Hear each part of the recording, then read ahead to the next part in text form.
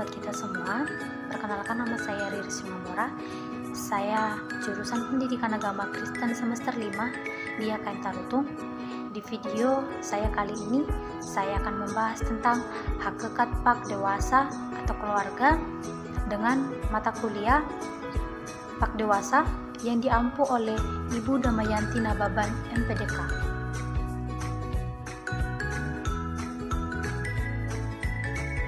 Baiklah, saya akan memulainya dari hakikat pak dewasa atau keluarga.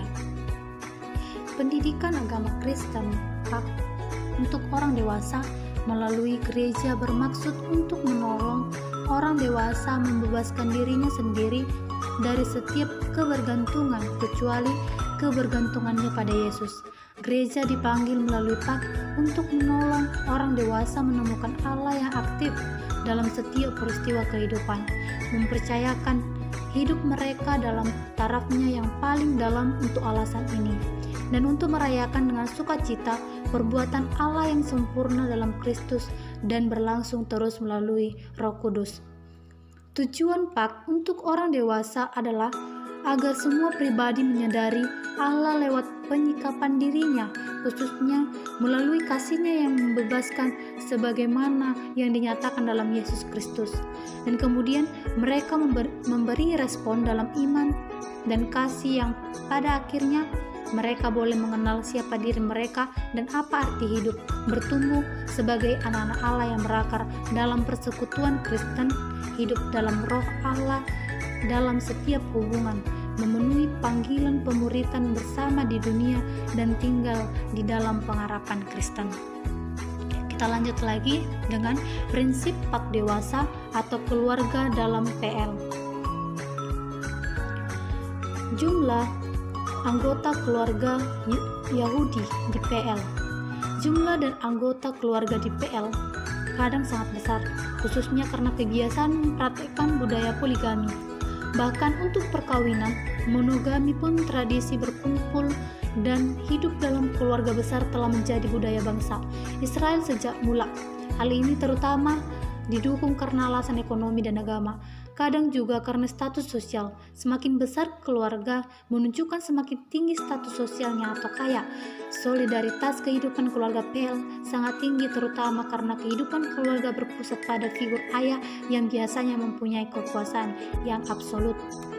Mereka yang termasuk dalam anggota keluarga perjanjian lama yang pertama itu adalah ayah atau tuan sebagai kepala rumah tangga, yang kedua istri atau ibu, yang ketiga istri muda atau selir, yang keempat anak-anak dan istri-istri, yang kelima menantu-menantu dan cucu-cucu, dan yang keenam saudara-saudara, dan yang ketujuh teman-teman yang menumpang, dan yang terakhir adalah orang-orang asing yang hidup di bawah perlindungannya.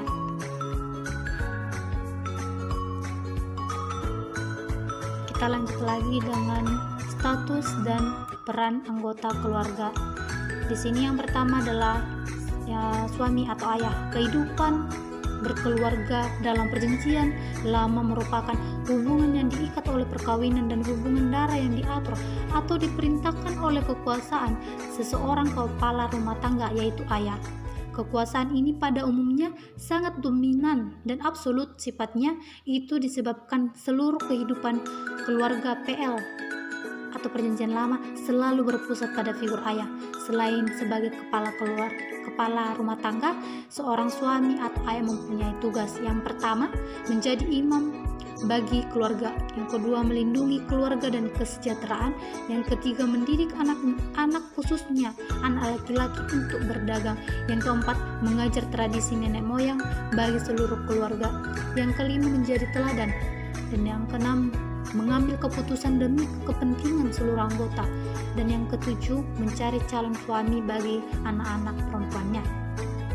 Yang kedua yaitu istri atau ibu.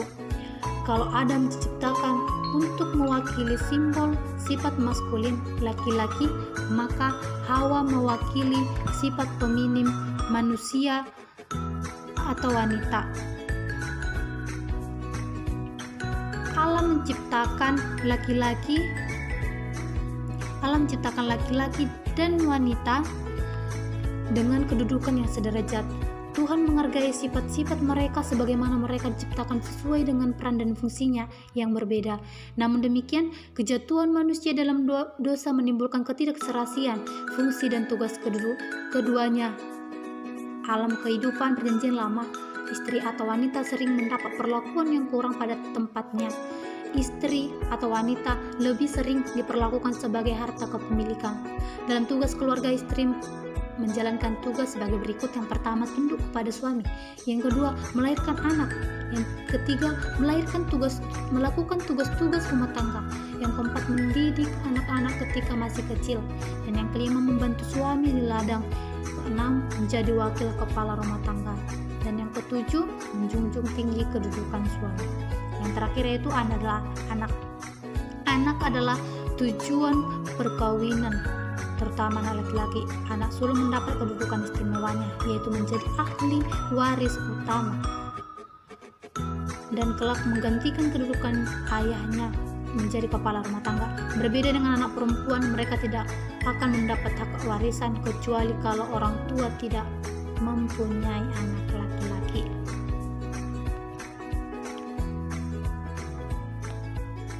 Kemudian keadaan perkawinan atau keluarga pada perjanjian lama. Yang pertama, diatur oleh orang-orang dewasa. Pihak pria membayar mas kawin kepada pihak wanita. Yang ketiga, istri adalah sebagai harta milik suami. Keempat, suami bisa menceraikan istri tapi tidak sebaliknya. Yang kelima, hubungan cinta kasih sering memegang peranan. Yang keenam, poligami sekalipun hukum Musa melarang. Ketujuh, setelah menikah istri hidup dengan suami dan keluarganya. Yang kedelapan, perkawinan antara keluarga dekat dilarang.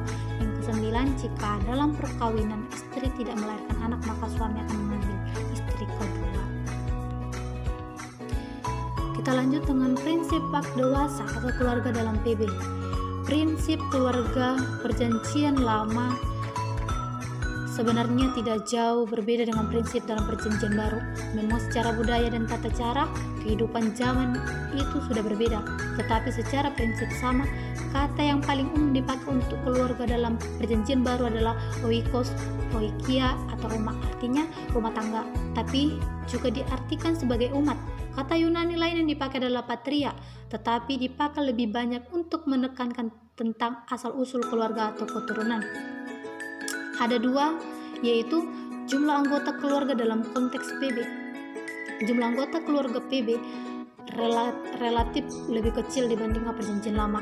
Biasanya mereka terdiri dari suami, ayah, istri, ibu, anak-anak, pelayan atau budak, dan saudara atau teman yang saling membutuhkan yang tinggal dalam satu rumah.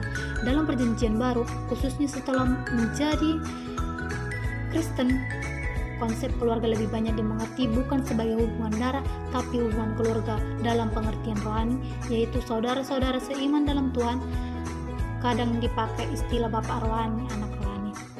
Dan yang kedua adalah gereja dan keluarga. Pada waktu jemaat PB belum mempunyai gedung gereja, mereka biasa memakai rumah tangga sebagai tempat para umat bertemu atau bersekutu. Dan disinilah kegiatan upacara-upacara keagamaan penting dilakukan, misalnya seperti perayaan Paskah, perjamuan kudus, doa, pengajaran, dan lain-lain. Dari konteks inilah gereja disebut sebagai keluarga Allah karena masing-masing anggota telah diangkat sebagai anak-anak Allah dan mereka menjadi saudara-saudara seiman yang selalu bersekutu bersama-sama melaksanakan panggilan Allah di dunia. Dapat kita lihat dalam Efesus 3 ayat 15 sampai ke 19. Di sini ada yang terakhir kesaksian Alkitab tentang keluarga. Yang pertama yaitu dapat kita lihat dalam Kejadian 2 ayat 18 sampai 25. Konsep perkawinan berdasarkan Kejadian 2 ayat 18 sampai 25 adalah perkawinan dibuat dari dan direstui oleh Tuhan atau inisiatif Allah untuk tujuan saling melengkapi atau sepadan. Perkawinan adalah hubungan antara satu laki-laki dan satu perempuan yang sifatnya heteroseksual dan monogami. Suami adalah kepala, diciptakan lebih dahulu menjadi satu daging atau tulang dari tulangku, daging dari dagingku. Keduanya telanjang tetapi tidak malu. Dan yang terakhir yaitu dapat kita lihat dalam Mazmur 127 sampai 128. Konsep keluarga berdasarkan Mazmur 127 128, Tuhan yang membangun rumah tangga, anak-anak dan keluarga adalah karunia Tuhan. Istri dan anak adalah kebanggaan suami. Dasar dari hubungan suami istri adalah takut akan Tuhan. Suami bertanggung jawab akan kebutuhan keluarga. Kebahagiaan keluarga menjadi kesaksian akan kebaikan Tuhan. Demikian pemaparan dari saya mengenai hakikat bab dewasa atau keluarga. Saya mengucapkan terima kasih.